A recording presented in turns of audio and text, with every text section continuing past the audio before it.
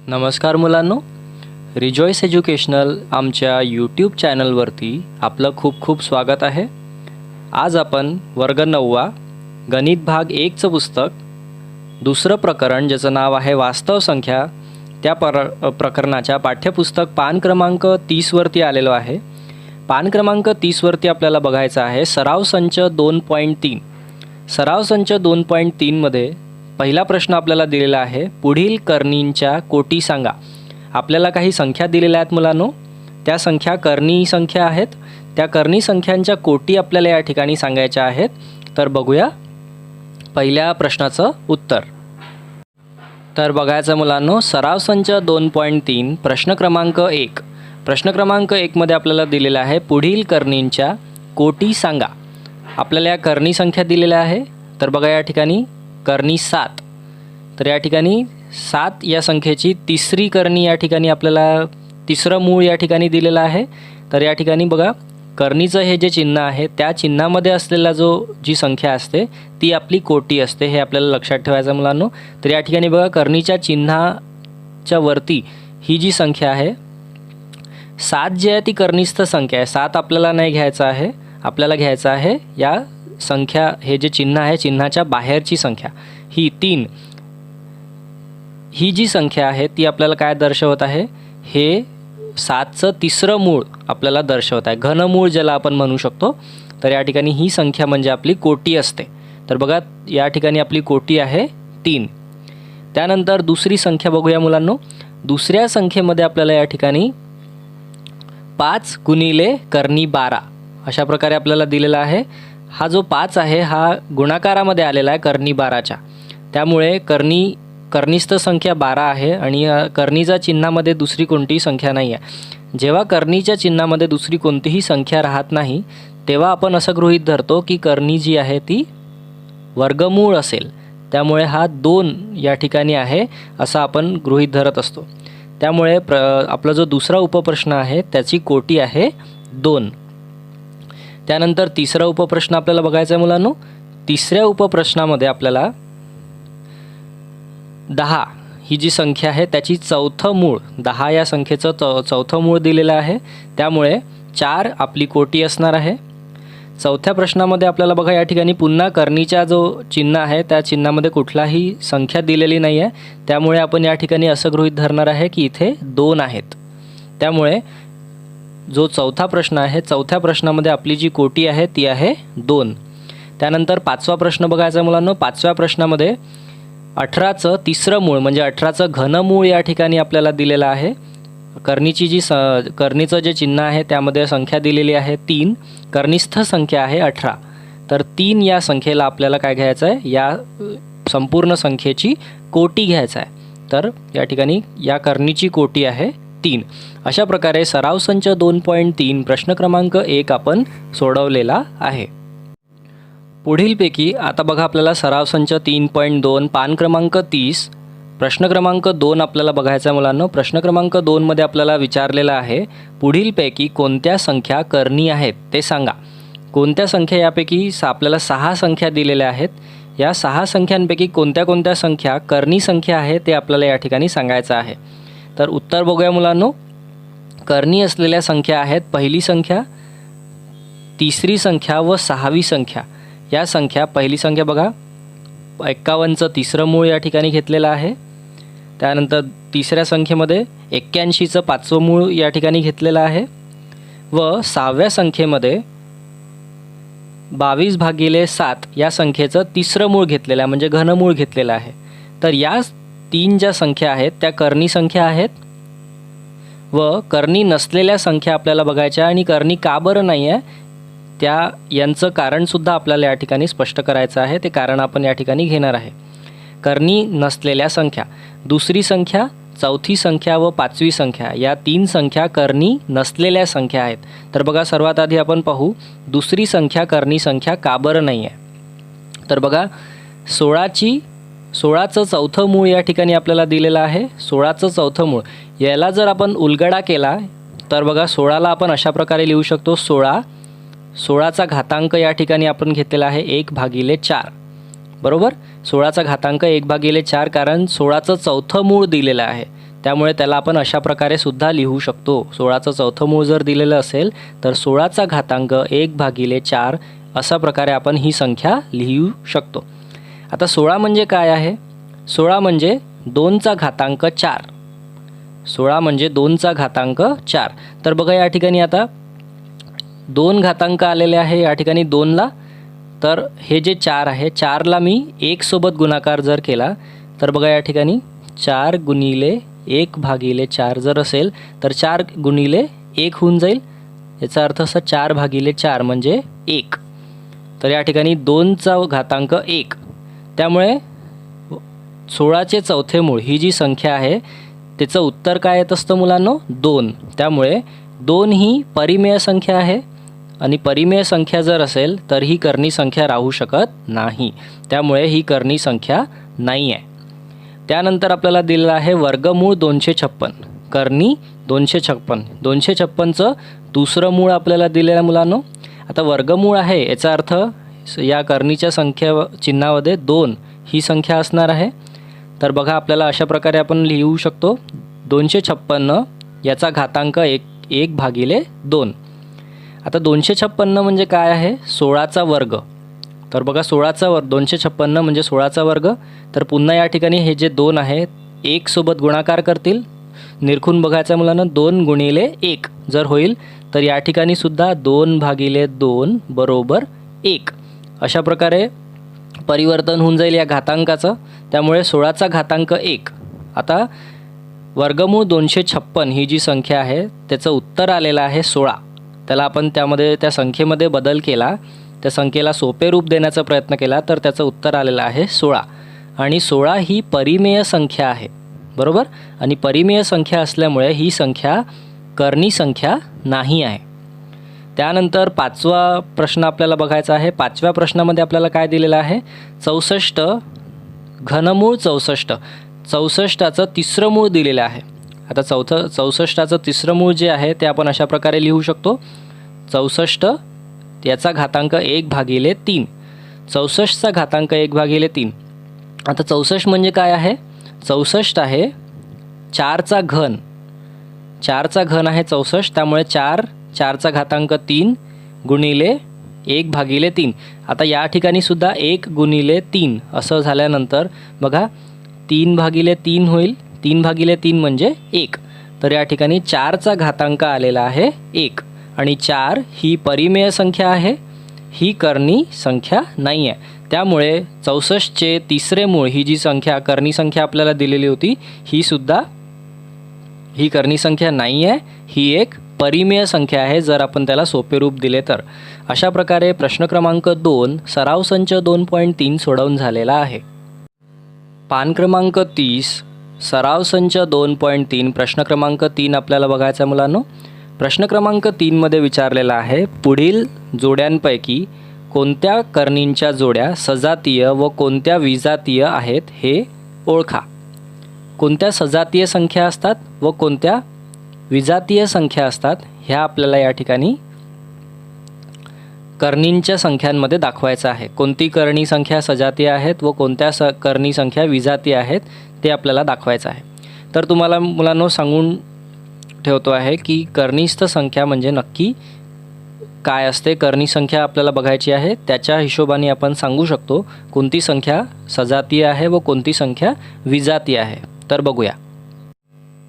सराव संच 2.3 प्रश्न क्रमांक 3 सोडवायच्या आधी आपल्याला सजातीय कर्णी संख्या आणि विजातीय कर्णी संख्या काय असतात हे समजून घेणं आवश्यक आहे.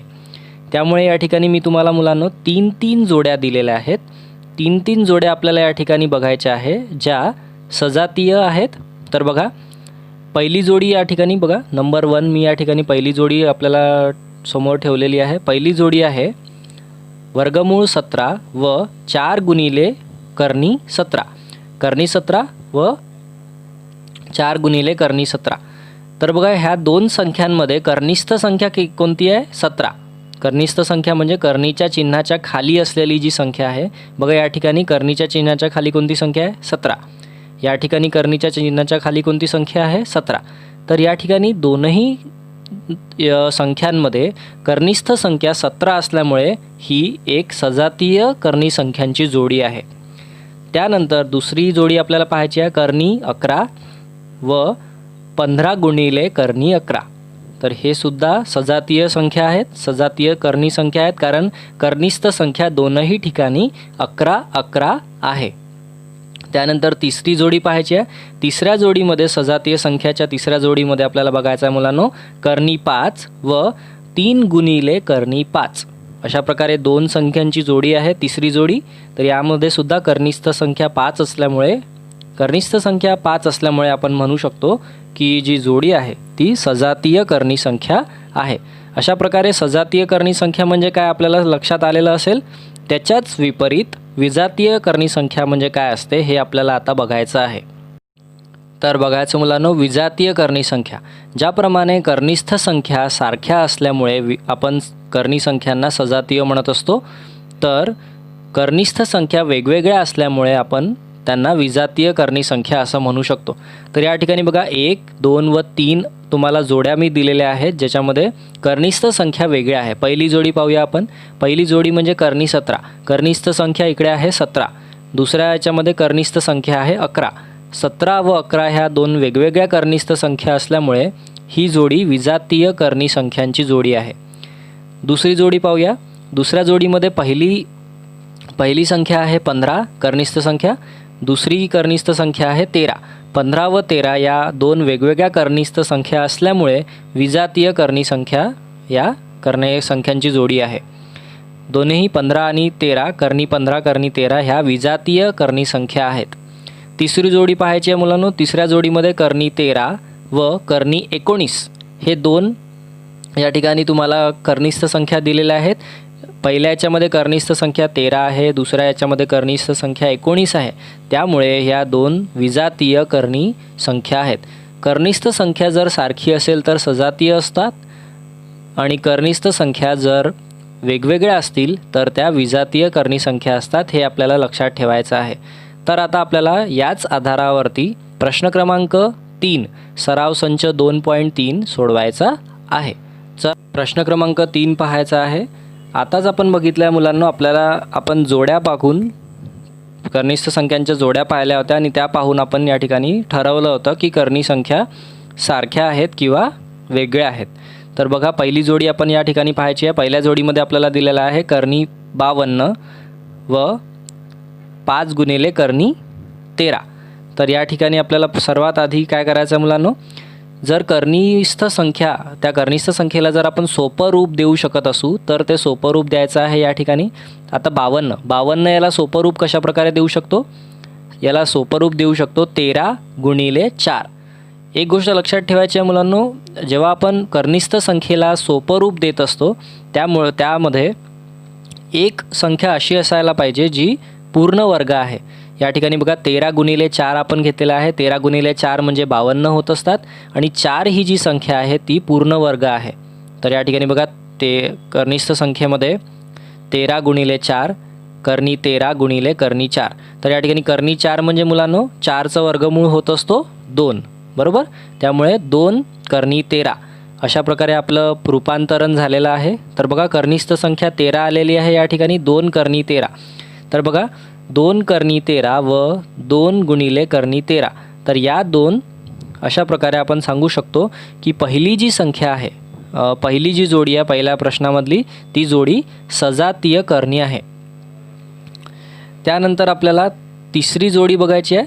दुसरी जोडी आपण बघूया पण सर्वात आधी आपण सजातीय कर्णींच्या जोड्या पाहून घ्यायच्या आहे. त्यामुळे तिसरा प्रश्न आपल्याला पहिले सोडवायचा आहे. बघा तिसऱ्या प्रश्नामध्ये आपल्याला काय दिलेलं आहे मुलांनो, कर्णी 4 गुणिले कर्णी 18 बरोबर. या ठिकाणी बघा 4 गुणिले आता 18 जे आहे तर 18 ही कर्निस्थ संख्या आहे, त्याला सोपे रूप देण्यासाठी 9 गुणिले 2 आपण करू शकतो. तर या ठिकाणी बघा कसं होणार आहे, 4 गुणिले वर्गमूळ 9 वर्गमूळ 2. तर वर्गमूळ 9 म्हणजे किती मुलांनो 3. वर्गमूळ 9 म्हणजे 3 होणार आहे. त्यामुळे या ठिकाणी बघा असं होऊ शकतं 4 गुणिले 3 वर्गमूळ 9 म्हणजे 3 गुणिले वर्गमूळ 2. तर बघा 4 त्रिक 12. तर या ठिकाणी 12 कर्णी 2 हे उत्तर आलेलं आहे. तर बघा आता आपल्या ज्या दोन संख्या आहेत त्या कोणत्या आहे, 12 कर्णी 2 व 7 कर्णी 2 या सजातीय कर्णी संख्या आहेत. त्यानंतर आता आपल्याला चौथा प्रश्न बघायचा आहे मुलांना. चौथ्या प्रश्नामध्ये आपल्याला 19 कर्णी 12 19 गुणिले कर्णी 12 ही संख्या दिलेली आहे. तर त्याला आपण बघा कशा प्रकारे सोपं रूप देऊ शकतो.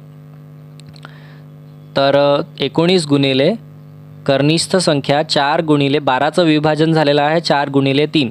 या ठिकाणी 4 ही संख्या पूर्ण वर्ग आहे, त्यामुळे 19 गुणिले वर्गमूळ 4 गुणिले वर्गमूळ 3. वर्गमूळ 4चं या ठिकाणी 2 होणार आहे, त्यामुळे बघा 19 गुणिले 2 19 गुणिले 2 गुणिले वर्गमूळ 3 बरोबर 38 गुणिले कर्णी 3. तर बघा या ठिकाणी पुन्हा एकदा कर्णिस्थ संख्यांची जोडी, सजातीय कर्णिस्थ संख्यांची जोडी तयार झालेली आहे. कोणती? 38 गुणिले वर्गमूळ 3 व 6 गुणिले वर्गमूळ 3 या सजातीय कर्णी आहेत. अशा प्रकारे चौथा जो प्रश्न आहे त्यामध्ये आपण म्हणू शकतो की ह्या सजातीय कर्णी संख्या आहेत.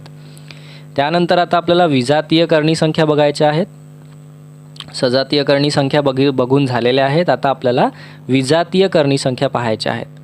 विजातीय कर्णी संख्यांच्या जोड्यांमध्ये आपल्याला बघा काय काय बघायचं आहे मुलांनो. दुसऱ्या प्रश्नामध्ये कर्णी 68. तर कर्णी 68 या संख्येला आपण सोपे रूप देताना काय करू शकतो, 4 गुणिले 17. 4 गुणिले 17 म्हणजे 68 होत असतात. या ठिकाणी 4 ही पूर्ण वर्ग संख्या आहे. तर बघा वर्गमूळ 4 गुणिले वर्गमूळ 17. तर बघा वर्गमूळ 4 म्हणजे 2 गुणिले कर्णी 17 ही संख्या आलेली आहे. तर बघा या ठिकाणी 2 गुणिले कर्णी 17 व 5 गुणिले कर्णी 3 ह्यामध्ये बघा कर्णिस्थ संख्या 17 व 3 आहेत ज्या वेगवेगळ्या आहेत, त्यामुळे ही विजातीय कर्णींची जोडी आहे. कारण कोटी समान असली, या ठिकाणी कोटी समान आहे तरी कर्णिस्थ संख्या भिन्न भिन्न आहेत. एक कर्णिस्थ संख्या आहे 17, दुसरी कर्णिस्थ संख्या आहे 3. त्यामुळे दुसऱ्या प्रश्नामधली जी जोडी आहे ती विजातीय कर्णींची जोडी आहे. त्यानंतर आपल्याला बघायचं आहे, या ठिकाणी बघा आपल्याला सोपं रूप द्यायची गरज नाही आहे. पाचव्या प्रश्नामध्ये 5 गुणिले कर्णी 22 आणि दुसरी संख्या आहे 7 गुणिले कर्णी 33 ही विजातीय कर्णींची जोडी आहे. कारण कोटी समान असली तरी कर्णिस्थ संख्या भिन्न भिन्न आहेत. त्यानंतर 6वा प्रश्न बघायचा आहे. 6व्या प्रश्नामध्ये कर्णिस्थ संख्या दिलेली आहे 75 बरोबर. आता या 75चं विभाजन आपण कशा प्रकारे करू शकतो, 25 गुणिले 3. त्याला आपण बघा अशा प्रकारे लिहू शकतो, वर्गमूळ 25 गुणिले वर्गमूळ 3. तर हे 25चं वर्गमूळ झालं तर 5 होऊन जाईल. 5 गुणिले कर्णी 3 हे आपलं संख्या आलेली आहे. तर या ठिकाणी पहिली संख्या आपल्याला दिलेली होती 5 गुणिले कर्णी 5 व 5 गुणिले कर्णी 3 ही दुसरी संख्या आलेली आहे. तर ही जी जोडी आहे ही विजातीय कर्णींची जोडी आहे. कारण कर्णिस्थ संख्या या ठिकाणी भिन्न भिन्न आहेत. कारण कोटी समान असली तरी कर्णिस्थ संख्या भिन्न भिन्न आहे. अशा प्रकारे 6वा जो प्रश्न आहे त्यामध्ये विजातीय कर्णींची जोडी दिलेली आहे. प्रश्न क्रमांक 3 आपण पूर्णपणे सोडवलेला आहे. पान क्रमांक 30 वरती सराव संच 2.3 प्रश्न क्रमांक 4 आपल्याला बघायचा आहे. प्रश्न क्रमांक 4 मध्ये दिलेला आहे, खालील संख्यांना सोपे रूप द्या. ज्या कर्णी संख्या आहेत, आपल्याला काही कर्णी संख्या दिलेल्या आहेत, 5 कर्णी संख्या दिलेल्या आहेत, त्यांना सोपे रूप आपल्याला द्यायचं आहे. तर बघा या ठिकाणी पहिली संख्या आहे वर्गमूळ 27, दुसरी संख्या आहे वर्गमूळ 50, तिसरी संख्या आहे कर्णी 250, चौथी संख्या आहे कर्णी 112 आणि 5वी संख्या आहे कर्णी 168. तर या 5ही कर्णी संख्यांना आपल्याला सोपे रूप द्यायचे आहे. तर बघा 27ला आपण सोपे रूप द्यायसाठी काय करू शकतो, 9 गुणिले 3. 9 गुणिले 3 बरोबर वर्गमूळ 9 गुणिले वर्गमूळ 3. तर वर्गमूळ 9 म्हणजे 3 होऊन जातील. तर आपल्याला सोपे रूप देताना बघा 3 गुणिले कर्णी 3 हे उत्तर आलेलं आहे. दुसऱ्या प्रश्नामध्ये वर्गमूळ 50. वर्गमूळ 50ला 25 गुणिले 2 अशा प्रकारे आपण लिहू शकतो. 25 हा पूर्ण वर्ग संख्या आहे. वर्गमूळ 25 गुणिले वर्गमूळ 2. तर वर्गमूळ 25 म्हणजे काय होऊन जाईल या ठिकाणी 5. कर्णी 5 गुणिले कर्णी 2 अशा प्रकारे आपलं दुसऱ्या संख्येचं उत्तरसुद्धा आलेलं आहे. सोपं रूप दिलेलं आहे आपण. त्यानंतर तिसऱ्या संख्यामध्ये आपण बघा 250. 250 ही कर्णी संख्या आहे, कर्निस्थ संख्या 250 आहे. त्याचं विभाजन केलं तर 25 गुणिले 10. या ठिकाणी सुद्धा 25 ही पूर्णवर्ग संख्या आलेली आहे. तर बघा या ठिकाणी वर्गमूळ 25 गुणिले वर्गमूळ 10 बरोबर वर्गमूळ 25 म्हणजे 5 गुणिले कर्णी 10. हे त्याचं सोपं स्वरूप आलेलं आहे. चौथा प्रश्न बघायचा आहे मुलांना आपल्याला. कर्निस्थ संख्या या ठिकाणी 112 आहे. कर्निस्थ संख्या 112 आहे. तर या ठिकाणी 16 गुणिले 112चं विभाजन आपण करू शकतो. 16च्या पाड्यामध्ये ते आहे येत असतं 16 गुणिले 7. तर बघा 16 गुणिले 7 म्हणजे आता 16 या ठिकाणी पूर्ण वर्ग आहे. वर्गमूळ 16 गुणिले वर्गमूळ 7 बरोबर वर्गमूळ 16 म्हणजे 4 गुणिले कर्णी 7. हे सोपं रूप आलेलं आहे चौथ्या प्रश्नाचं. पाचवा प्रश्न बघायचा आहे मुलांनो. कर्निस्थ संख्या या ठिकाणी दिलेली आहे 168. 168चं आपण या ठिकाणी विभाजन केलं तर आपल्याला मिळतं सोपं रूप जर तयार केलं तर 4 गुणिले 42. 4 गुणिले 42 ही संख्या आपली या संख्या आलेल्या आहे. त्यामध्ये 4 जो आहे तो पूर्ण वर्ग संख्या आहे. तर वर्गमूळ 4 गुणिले वर्गमूळ 42. वर्गमूळ 4चं उत्तर आलेलं आहे 2 गुणिले कर्णी 42. अशा प्रकारे प्रश्न क्रमांक 4 पूर्णपणे सोडवून झालेला आहे. सराव संच 2.3 पान क्रमांक 30 प्रश्न क्रमांक 5 आपल्याला बघायचा आहे. प्रश्न क्रमांक 5 मध्ये आपल्याला दिलेला आहे मुलांनो, खालील संख्यामधील लहान मोठेपणा ठरवा. या ठिकाणी बघा संख्यांच्या काही जोड्या आपल्याला दिलेल्या आहेत. त्या जोड्यांमध्ये मोठी संख्या कोणती व लहान संख्या कोणती हे आपल्याला शोधून काढायचं आहे. प्रश्न क्रमांक 5 मध्ये पहिली जोडी आपल्याला दिलेली आहे 7 गुणिले कर्णी 2 5 गुणिले कर्णी 3. तर या दोन संख्यांपैकी ही पहिली संख्या ही दुसरी संख्या, या दोन संख्यांपैकी मोठी संख्या कोणती व लहान संख्या कोणती हे ठरवण्यासाठी सर्वात आधी आपल्याला या संख्येला पूर्ण कर्निस्थ संख्यामध्ये या ठिकाणी रूपांतरण त्याचं करावं लागेल. तर बघा 7चं रूपांतर 7 कर्णी 2 7 गुणिले कर्णी 2 याचं रूपांतर कशा प्रकारे होऊ शकतं. 7ला आपण कर्निस्थ संख्या कसं बनवू शकतो. 7चा वर्ग आपल्याला घ्यायचा आहे. या ठिकाणी बघा 7चा वर्ग आहे 49 गुणिले वर्गमूळ 2 बरोबर. आता बघा या ठिकाणी या दोघांचाही वर्गमूळाच्या आत आपण काय करू शकतो, गुणाकार करू शकतो अशा प्रकारे. तर आता बघा मुलांनो याचं उत्तर येत असतं 98. याचं उत्तर येत आहे 98. त्यानंतर आता दुसरी संख्या आहे 5 गुणिले कर्णी 3. यामध्ये सुद्धा आपल्याला हे जे 5 आहे 5ला आपण अशा प्रकारे लिहू शकतो वर्गमूळ 25 गुणिले वर्गमूळ 3. अशा प्रकारे बघा पूर्ण संख्या जी आहे ती कर्निस्थ संख्या होऊन जाईल 25 गुणिले 3 बरोबर 25 गुणिले 3 म्हणजे वर्गमूळ 75. ठीक आहे. तर या ठिकाणी बघा या दोन्ही संख्यांचं बदललेलं स्वरूप आपल्याजवळ उपलब्ध आहे. दोन्ही संख्यांचं बदललेलं स्वरूप आहे या ठिकाणी कर्णी 98 कर्णी 75.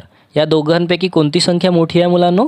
आपल्याला माहिती आहे कर्णी 98 ही संख्या मोठी आहे कर्णी 75 पेक्षा. त्यामुळे आपण म्हणू शकतो 7 गुणिले कर्णी 2 ही संख्या मोठी असेल 5 गुणिले कर्णी 3 या संख्येपेक्षा.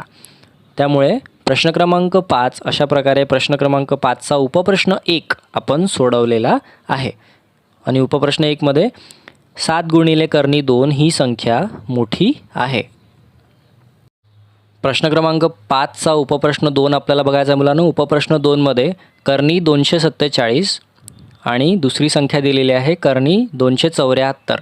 तर या दोनही संख्या कर्णी संख्या दिलेल्या आहे. तर बघा या ठिकाणी रीत पाहूया आपण. येथे कर्णी 247 व कर्णी 274 या कर्णींची कोटी समान आहे. दोन्ही कर्णींची कोटी जी आहे, कोटी काय असते आपल्याला माहिती आहे, आणि ती कोटी समान आहे. आणि तर आपण याला अशा प्रकारे लिहू शकतो कोटी जर समान असेल तर. बघा 247 पेक्षा 274 ही संख्या मोठी आहे. त्यामुळे कर्णी 247 पेक्षा कर्णी 274 ही संख्या मोठी आहे. तर बघा उत्तर आपल्याला लिहायचं आहे कर्णी 274 ही संख्या मोठी आहे. त्यानंतर प्रश्न क्रमांक 3 सुद्धा आपण या ठिकाणी पाहूया. प्रश्न क्रमांक 3मध्ये बघा या ठिकाणी 2 गुणिले कर्णी 7 ही एक संख्या व कर्णी 28 ही दुसरी संख्या. तर या ठिकाणी बघा आपण याला कशा प्रकारे परिवर्तन करू शकतो. पहिल्या कर्णी संख्येचं परिवर्तन आपल्याला करायचं आहे. तर या ठिकाणी बघा परिवर्तन करायसाठी 2 जी आहे त्याला वर्गमूळ 4 असं लिहू शकतो गुणिले वर्गमूळ 7. तर वर्गमूळ 4 गुणिले वर्गमूळ 7 म्हणजे वर्गमूळ 28 होऊन जाईल. या दोघांचा गुणाकार होऊन जाईल 4 आणि 7चा. वर्गमूळ 28 आपल्याला या ठिकाणी मिळणार आहे. बघा पहिली संख्यासुद्धा वर्गमूळ 28 झालेली आहे आणि दुसरी संख्यासुद्धा वर्गमूळ 28 झालेली आहे. म्हणजेच आपण म्हणू शकतो 2 गुणिले कर्णी 7 बरोबर कर्णी 28 हे दोनही सारख्या संख्या आहेत. त्यानंतर प्रश्न क्रमांक 4 आपण पाहूया. प्रश्न क्रमांक 4मध्ये आपल्याला 2 संख्या दिलेल्या आहेत.